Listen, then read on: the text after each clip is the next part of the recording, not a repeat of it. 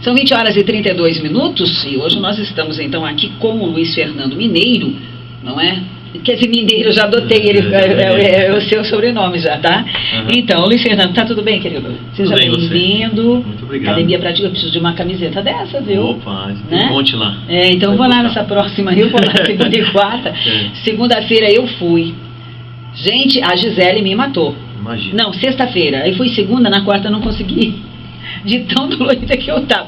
Mas não é que eu andei de salto. Eu acho que eu andei com um salto muito alto, uma plataforma desse tamanho. Deixa eu te perguntar para você, já como a primeira pergunta, Vamos né? lá. Deixa eu te perguntar, salto faz mal? A gente pode andar, não pode andar? Plataforma, mesmo que seja plataforma muito alta, tudo isso faz diferença? Faz. Faz? Em questão de postura, em questão de ergonomia do andar, do movimento da marcha, afeta bastante, né? Então isso acaba, se você utilizar em excesso, aí acaba prejudicando a sua postura durante o andar e automaticamente vai trazer uma má postura, traz dores, traz desconfortos, essas coisas.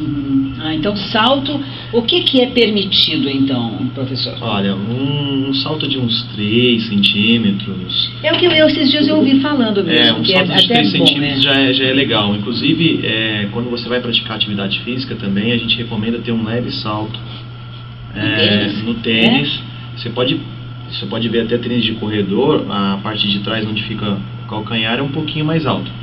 Então você pode levar com uma palmilha? Sim, tem algumas palmilhas já aqui que o pessoal vende, mas o problema é se for muito alto, aí já não é muito legal. Também não? Não. Quer dizer, salto 3 centímetros, mas numa palmilha é uma coisa o quê? De 1 centímetro, por aí? Por aí. Mais ou menos isso se você tiver um salto pequeno já no tênis. Agora, se no próprio tênis você já tiver um salto um pouco maior, aí não aconselho palmilha, não. Bom, você quando vai comprar tênis também para praticar esporte, você tem que saber, não é isso, exatamente, né? Qual que você deve... tipo de pisada e Sim. tal. Inclusive tem algumas empresas que já faz lá o teste de pisada e tal. Não é um teste muito barato, não. E quando não é um tênis muito barato, não, também né? Também não. Mas é legal você fazer pelo menos uma vez, que aí você já tem noção do tênis que você vai buscar depois. Entendi. Mas é bem interessante. Será que a podóloga não sabe isso? Olha, eu não, sabe porque eu estava conversando com a nossa podóloga, sei. que é a nossa consultora, Adriele, e ela estava falando um dia que, não aqui no nosso programa, mas ela estava falando que a pisada, que tem que observar a pisada, porque às vezes você coloca uma palmilha e ela compensa, né? Porque pode dar um problema de coluna. Sim, tem muita gente que tem dores nas costas e quer fazer fortalecimento, quer fazer um monte de coisa, mas no final, se você investigar, tem casos que é a pisada que está meio torta. Trocou o sapato, já melhora tudo. Você observa isso lá na academia? Observa.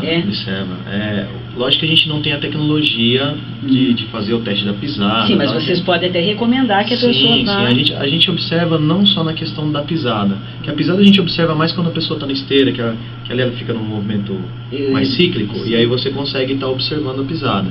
A gente também observa em questão de postura, que só de você olhar a pessoa, você já consegue traçar alguns pontos, por exemplo, clavícula, joelho, cristilica, que é aqui no quadril.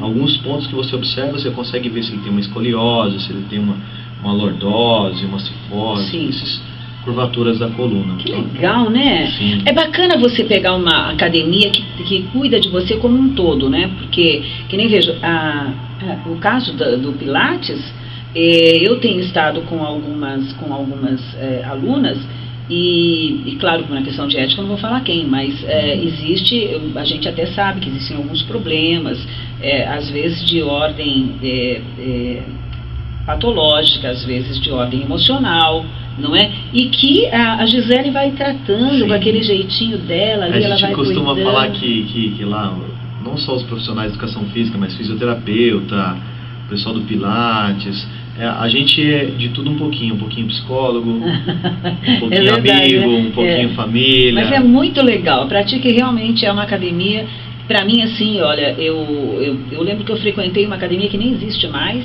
que era a Life, né? Daí hoje só tem a Life Circo, né?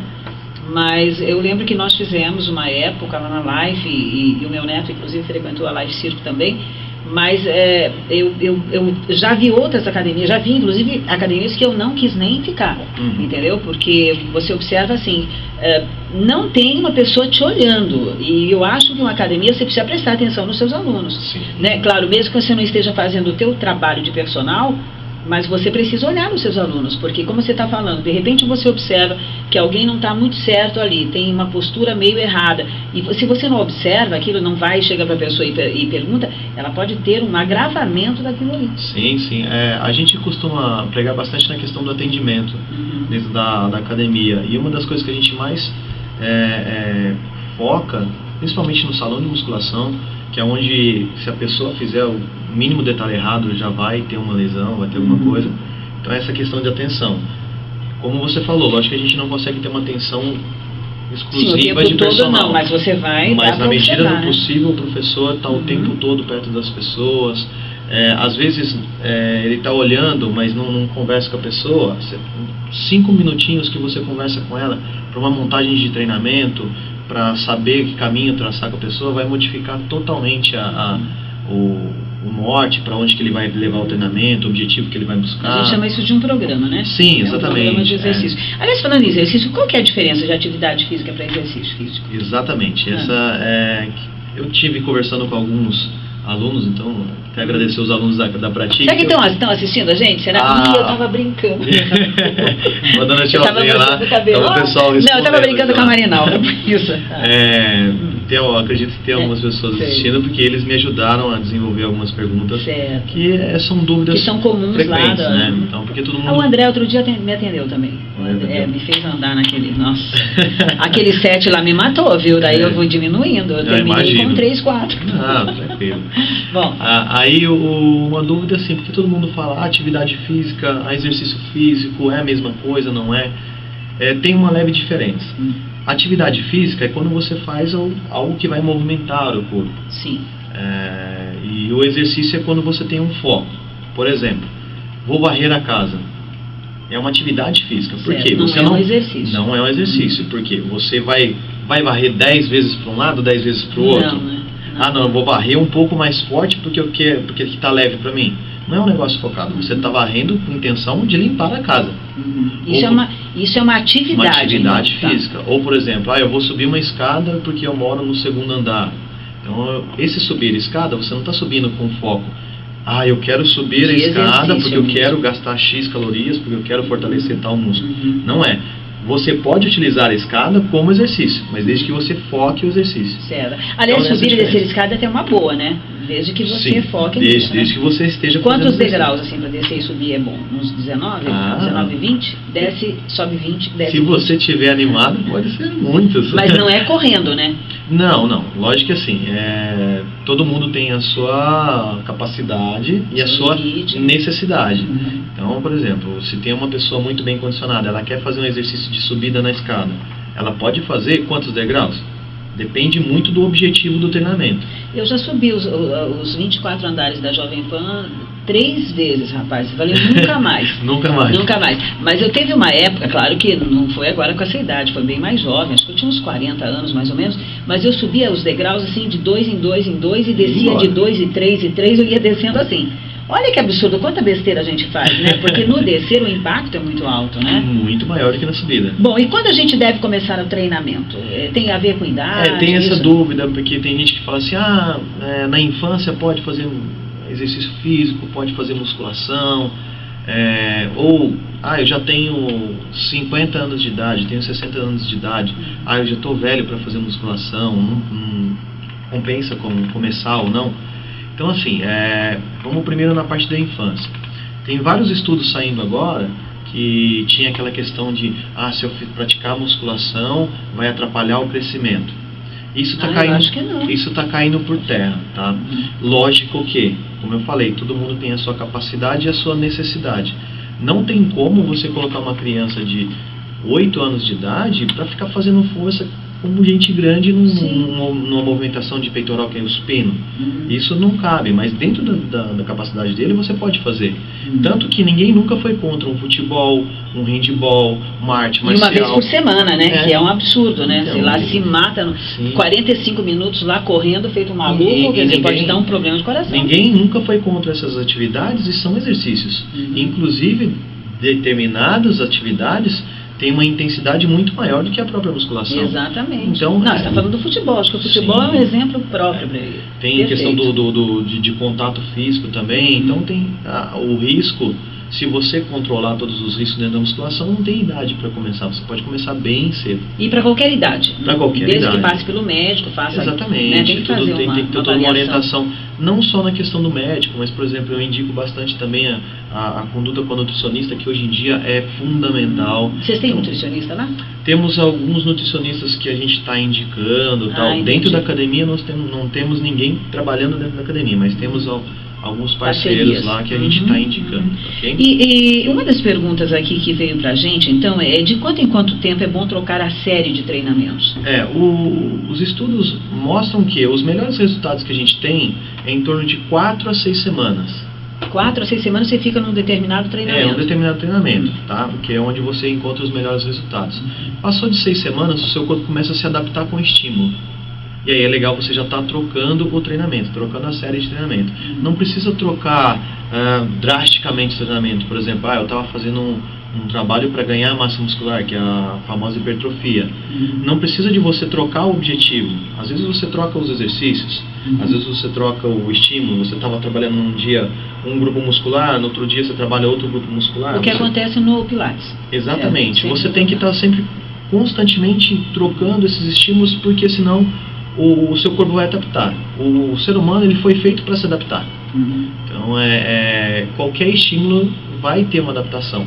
Eu lembro que da outra vez que eu tive aqui com você, eu contei a história das senhorinhas. Foi. 10 senhorinhas que faziam caminhada 5 vezes por semana, 1 hora por dia, e depois de 10 anos começou a ter todos os problemas ali, cardíaco, respiratório, mas a gente faz o que todo mundo recomenda. Só que elas fazem em 10 anos a mesma coisa.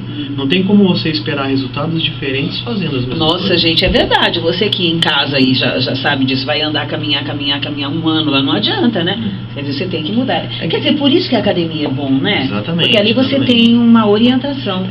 Dentro da academia a gente tem toda essa orientação. E às vezes, por exemplo, que nem você falou, essa caminhada, só de você trocar o percurso, que ali às vezes tem uma rampinha que você vai subir, já tem uma alteração no estímulo, já tem mais resultado. Já é diferente, né? E daí, assim, você está falando de musculação, o que é melhor? Assim, musculação, aeróbica, o que... Depende muito do objetivo, que é uma dúvida que o pessoal tem. Eu quero perder peso, o que eu faço? Treinamento aeróbico ou musculação? Musculação perde peso? Então, assim, depende, a gente precisa traçar um objetivo. Uma coisa que eu recomendo para todo mundo que não faz nenhum tipo de atividade física e está completamente sedentário há pelo menos 6 meses, vai iniciar dentro de uma academia, dentro de qualquer tipo de atividade que tem essas duas opções, o que eu indicaria pelo menos um período de umas 2, 3 semanas de musculação. Ah, sim? Sim. É mesmo? Por quê?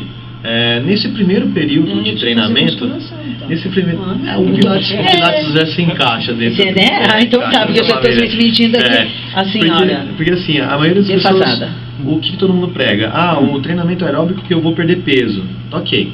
Aí você entra na academia, sedentário, provavelmente com sobrepeso, e vai subindo na esteira e vai mandar bala, vai correr e vai ter um monte de impacto. Normalmente é isso mesmo. Aí tem alguns agravantes. Sua musculatura não está preparada para então tal por isso movimento. Você tem que fazer a musculação E aí você vai jogar muito impacto em cima de joelho, tornozelo, coluna. Então o que eu indico sempre, fazer pelo menos umas 2, 3 semanas de musculação para preparar a sua musculatura para fazer um determinado exercício. Nossa, perfeito, gente. Mas aí que tá, nunca ninguém explicou isso, viu? Eu nunca ouvi. Você ouviu essa explicação, Marcelo? Então... Depois que você passou por essa adaptação, aí você vai escolher de acordo com o seu objetivo. Eu quero perder. O treinamento aeróbico, ele tem um gasto calórico muito maior do que o trabalho resistido, que é a musculação. Sim. Tá? Porém, você não vive um sem o outro. Não se encaixa um sem o outro. Então, você vai dar prioridade para o trabalho aeróbico, para você ter mais gasto calórico, mas você não pode esquecer a musculação. Porque se você faz, que nem lá a gente tem as aulas de ginástica de spinning, jump, zumba, se você fica só fazendo trabalho aeróbico, acontece o poder da gelatina que a gente fala. Você começa a ficar toda flácida e tal. Então na musculação é onde traz o tônus muscular, fica gostoso, é verdade. Além de ter uma queima calórica também. Pois é. Aliás, essa coisa de fazer exercício sozinho, sem orientação, tem a ver também com aqueles famosos vídeos de artistas que aí você faz em casa, bota lá o vídeo e sai na sala. E aí, como é que fica? Isso é uma coisa que a gente costuma orientar bem, que assim... às vezes você vê o vídeo da Hilda lá fazendo um agachamento. Nossa, legal, é legal pra caramba, mas vamos legal pra Hilda. Pode ser que se encaixe pra mim, pode ser que não se encaixe pra mim. Você pode fazer uma série de treinamento de alguém que sai dessas revistas, sites, vídeos, mas às vezes esse vídeo foi feito para aquela pessoa, às vezes você não se encaixa com um determinado movimento. Então, essas informações que vêm na mídia, e às vezes vêm informações de lugares com algum renome, que não podem comprometer. Não é legal. Então. Às vezes, eu sou bem... Eu presto bastante atenção quando tem esses programas, principalmente porque eu já tenho um olhar mais... Estou dentro da área e tal. Então, quando tem esses programas de emagrecimento e tal, aí vai fazer uma avaliação física na pessoa. Aí acontece vários erros que às vezes uma pessoa leiga não sabe, mas as pessoas que estão dentro da área vê que fazem umas coisas absurdas. Então assim, não é legal acreditar em tudo. E quantas vezes assim por semana? Porque de repente você começa a fazer musculação e quantas vezes você vai fazer, quantas vezes você faz aeróbica, enfim. É uma outra dúvida também, porque o pessoal fala assim, mas quantas vezes que eu devo fazer o exercício, musculação? Eu recomendo de 2 a no máximo 6 vezes por semana. Tá? 2 a 6. Tá. Uma vez por semana é muito pouco para qualquer coisa. E 7 vezes por semana você precisa fazer um trabalho muito bem, com muita qualidade, porque senão vai acontecer o overtraining, que é onde você não tem recuperação do seu organismo. E aí você tem lesão. Que dá assim, quando você começa a fazer exercício, depois que passa assim uns 45 minutos, uma hora, te dá uma alegria, aí você quer fazer mais, aquilo vira um vício, não tem isso aí? É mais ou menos isso. Quando você o hormônio isso, né? Quando você faz atividade física ou exercício físico, que seja, você libera uma série de hormônios ali de sensação boa, que nem você citou a questão da nicotina, que é o cigarro. E aí, esquecendo de perguntar isso pra você. Porque quem fuma, quando está fumando, libera uma série de hormônios, de substâncias que trazem um bem-estar. Satisfação, alegria, exatamente, prazer, tal. E de êxtase e tal, que é adrenalina, endorfina. Droga, né? E aí, quando você faz o exercício físico, você libera essas mesmas substâncias. Então, você falou, o exercício melhora. Ele não melhora só na questão do condicionamento, trabalho aeróbico, cardiovascular, mas também nessa sensação. Ele vai se sentir menos ansioso e vai diminuir a ingestão de nicotina. E o professor sempre está ali para pegar na orelha. Chega, tá demais. Mas o quê? 3 vezes por semana tá bom. 2 vezes tá bom, então. De 2 a 6. 2 vezes é o mínimo. Tá, é o mínimo. Lógico que assim, por exemplo, se você faz 3 vezes, se você faz 4, qual que é a diferença? Se você está querendo um resultado, se você tem um objetivo, o objetivo vai vir mais rápido. Rápido, sim. Mas e aí, quanto tempo você fica fazendo exercício? Eu recomendo num treinamento de no máximo 1h20, 1h30. No máximo? O ideal seria uma coisa esse negócio de você ir na academia, ficar fazendo 3, 4 aulas de ginástica, mais musculação, não é legal. Porque aí vai acontecer um fenômeno que a gente fala que é o catabolismo, que é onde você zera as fontes energéticas do seu corpo e você começa a quebrar a proteína muscular para trazer energia, ou seja, você começa a perder músculo mesmo. E não é legal. E a gente perder músculo nunca é legal. Então o ideal seria, vamos falar para vocês aí, 1h30. Tá. 1h30, no máximo. Eu tenho feito 1 hora, né? Não, mas por exemplo, eu falo, os meus treinamentos de musculação giram em torno de 45 a 55 minutos. Certo. Agora, eu não sei, porque eu lembro que uma vez eu morava em Maceió e daí eu fazia abdominal. Então nós fazíamos uma série assim comecei com 40, depois fui para 70, depois 100, mas não direto, a gente fazia um tempo, mudava de exercício, depois voltava e fazia de novo, ou às vezes ali mesmo, Né? E esse tempo de você fazer, por exemplo, 2 vezes no mesmo dia, por exemplo, você vai de manhã e daí volta à tarde na academia, é válido isso? Pode, desde que você tenha um período de descanso, de reposição das suas fontes energéticas, de recuperação da musculatura, você pode fazer. Lógico que assim, você tem que tomar bastante cuidado para não exagerar o excesso de trabalho com a mesma musculatura. Então, por exemplo... Você faz de manhã ou, por exemplo, você pode fazer de manhã um trabalho aeróbico. Sim. E à tarde um trabalho muscular. Mas também alguém que vai fazer academia de tarde não trabalha, não faz nada, não estuda bem. Vagal, né, gente? Pelo amor de Deus, né? Não, esquece isso, né? Não vamos nem... Alongamento antes de treinamento. É bom, não é bom? Deve fazer ou não vai fazer? Isso é uma discussão bem forte na minha área. Eu já estudei bastante, tem gente que defende, tem gente que critica e tal, mas é um consenso dentre de todos.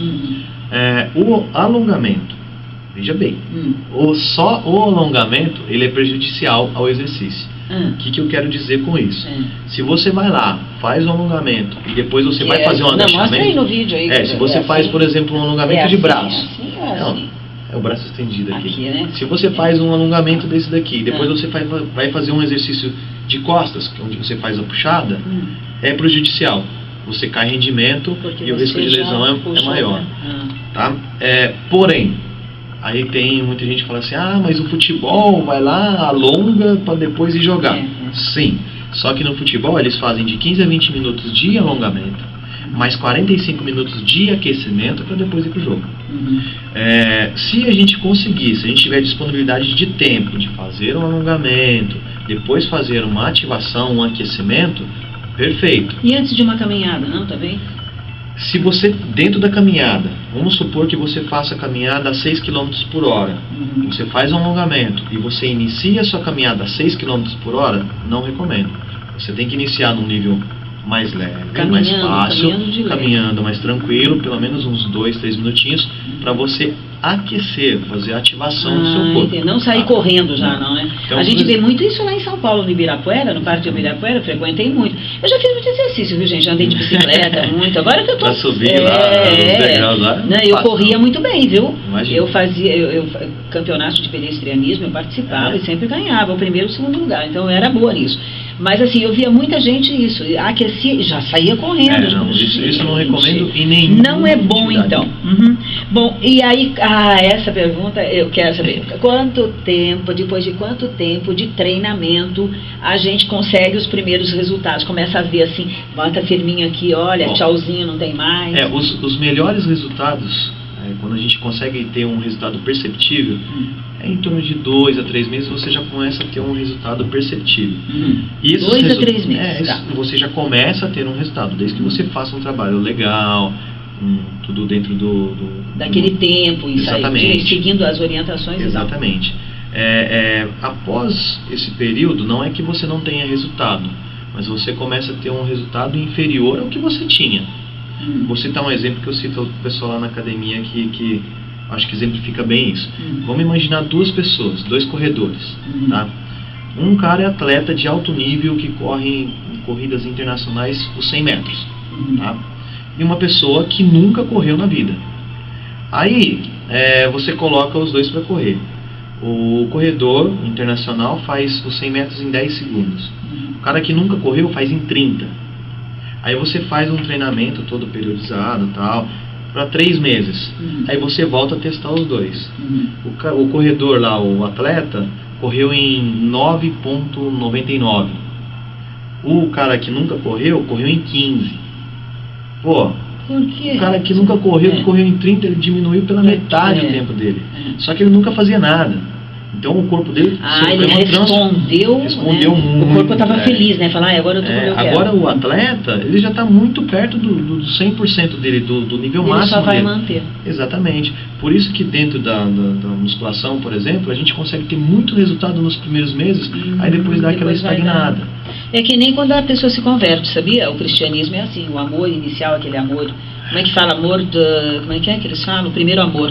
Nossa, você quer sair já fazendo todo mundo se converter ao cristianismo, você quer aquela felicidade que você está vivendo, você quer passar para todo mundo, depois a coisa vai, né? E daí a gente, quando a gente já quero voltar ao primeiro amor, é até um louvor que fala assim, quero voltar ao primeiro amor, porque era tão bom, era uma coisa tão... É bem isso aí, cara, mas tudo que é começo igual amor, não é? Quando você está apaixonado, é aquela coisa, né? Mas é isso que eu estava falando no início do programa, e daí lá, né, vão ficando, engravida, né? É bacana, mas depois vem... Então, bom, escuta aqui, estamos quase no final do programa, e se você puder me fazer a gentileza de ser um pouquinho mais rápido quando for explicar isso aqui, porque essa semana, acho que foi aonde foi no... Que programa foi, não sei, da Globo, que falou-se muito de suplemento, o que é bom, o que não é bom, discutiu-se muito isso, né? Foi no domingo. Foi no domingo no Fantástico, falou algumas coisas lá e está tendo bastante discussão dentro da área, tá? Daí teve já um doutor Longevidade que desceu a lenha lá, não foi? Isso é uma das coisas que eu citei e falei. Mas assim, a parte de suplementação, todo mundo tem dúvida de quando começar, se faz bem, se faz mal. Se deve, né? Primeiramente, o que eu recomendo, nutricionista. Vai numa nutricionista, vê o que ela vai indicar, se quer indicar ou não. Ponto. Dentro da parte de suplementação, faz mal, faz bem? Depende do tanto que você ingere, quando você ingere, o que você ingere. Se você ingerir de acordo com a sua necessidade, não faz mal. É que nem, por exemplo, eu estou com a minha imunidade baixa, estou sempre resfriado, vou lá e tomo vitamina C. É uma suplementação de vitamina C. Isso vai te fazer mal? Não. Mas se você tomar muita vitamina C, vai sobrecarregar algum sistema. Então, tudo em excesso não é legal, tá? Pessoas que entram na academia, como eu falei, você precisa de um período de adaptação, tá? Então, a pessoa na primeira semana já quer tomar 1001 suplementos. Eu não indico. Por quê? Às vezes a pessoa sedentária se alimenta mal. Ela vai começar a fazer atividade física, vai controlar a alimentação. Já são duas mudanças na rotina dela que vai ter muito resultado. Então, às vezes você está tomando um suplemento, o suplemento é ótimo, o suplemento dá muito resultado. Não. Às vezes o resultado que você está tendo é pela sua troca da rotina. Aí, o que eu recomendo, espera uns 3, 4 meses para ver como o seu corpo vai reagir com a atividade, para depois você pensar em alguma coisa. Juntamente com a nutricionista, ela vai indicar o melhor. Eu acho uma coisa legal em você, Luiz, você não é bombadão, aqueles caras cheios, eu não gosto daquilo. Tipo halterofilista, assim, eu acho. Aliás, as mulheres não gostam, tá? Eu não sei por que tem homem que fica assim. Bom, vamos dar o endereço de lá da Prati, que fica a Avenida José Roque da Silveira, número 332, fica no... 322. 322. Jardim Santana, fica em frente à Autoescola Bom Jesus. E o telefone de lá? O telefone é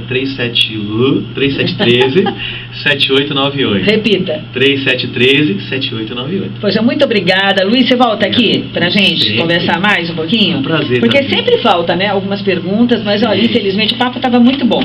Mas já estamos encerrando o programa, o pessoal já está chegando, aliás, 21 horas já, né? Marcelo, obrigada. Querido, Deus abençoe você. Amém. Manda um abraço grande para toda a turma da Pratique, que é muito legal. Um beijo enorme para vocês em casa, que Deus abençoe a cada um de vocês, que a graça e a paz do Senhor esteja no lar de vocês. Um beijo grande e até a segunda, porque todos os dias aqui na Mix, o meu café é com você às 20 horas. Tchau.